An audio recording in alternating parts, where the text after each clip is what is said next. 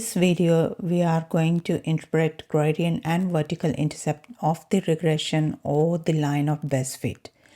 Let's look at interpreting gradient first. The gradient is rise over run.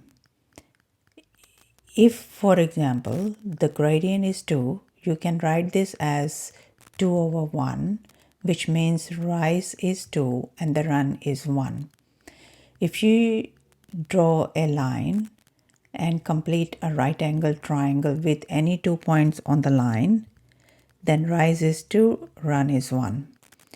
What that means, as the value of x variable increases by 1, the value of y variable increases by 2. In a regression context, the gradient or slope tells you how much you can expect y to change as x increases. Now let's look at an example. Bowen collected data on the age and height of males aged 11 to 16 years. He created a scatter plot of the data and constructed a line of best fit to model the relationship between the age and height of males. Determine the gradient of the line of best fit shown on the graph. Explain the meaning of the gradient in the context of the data. Let's look at part 1. So gradient is rise over run. You draw a right angle triangle with 2 clear points on the line. You can also take endpoints of the line.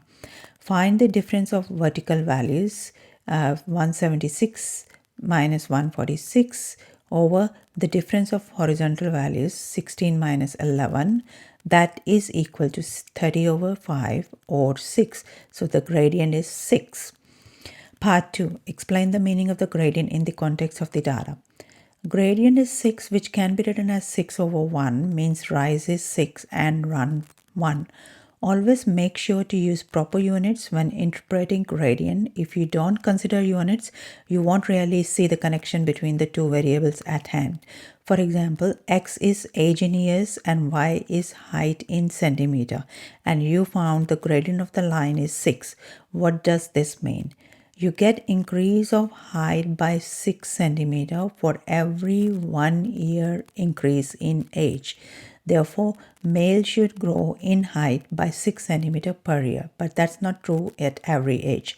So you need to mention between the ages 11 to 16. Interpreting vertical intercept in a regression line. The y-intercept is the place where the regression line crosses the y-axis. And in this equation, y is equal to mx plus c. C is the y-intercept. Now, it is very important where x is 0. For example, in this graph, the line is crossing the vertical axis at 3, but the x value at that point is 5. So we cannot say x-intercept is 3 as x is not equal to 0. In this graph,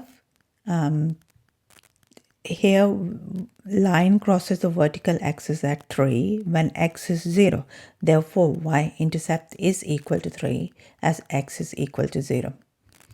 Example, Jenny Craig was investigating the relationship between the number of weeks people have been on a new diet and their overall weight loss in pounds.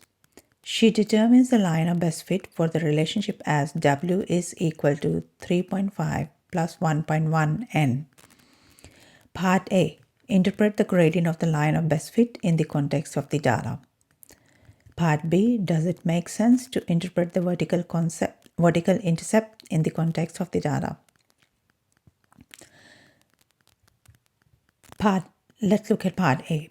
W is equal to 3.5 plus 1.1 n, which can be written as W equal to 1.1 n plus 3.5, and compare it with y is equal to mx plus c. So the gradient m is 1.1, which can also be written as 1.1 over 1.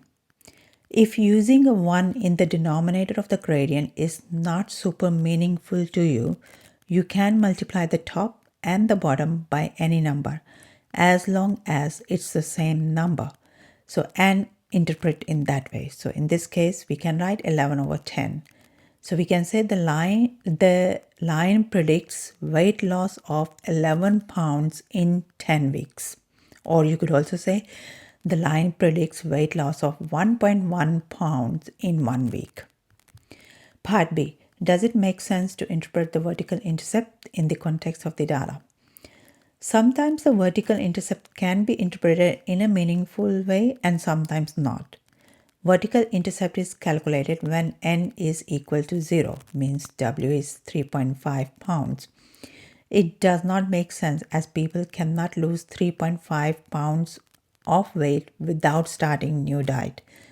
There is no point in going for new diet if the people were losing weight before the new diet plan more than after going on the diet plan.